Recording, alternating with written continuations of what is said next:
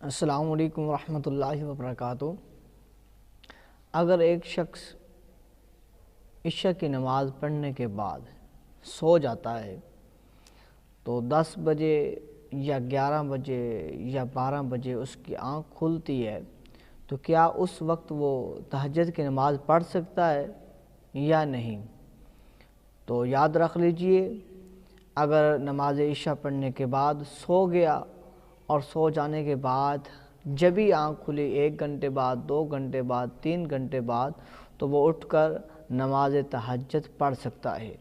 اور آقا کریم صلی اللہ علیہ وسلم کا فرمان عالی شان بھی ہے کہ تم میں سے کسی کا یہ گمان ہے کہ رات کو اٹھ کر صبح تک نماز پڑھے تبھی تہجد ہو۔ تہجد صرف اس کا نام ہے کہ آدمی ذرا سا سو کر نماز پڑھے، یعنی کہ بندہ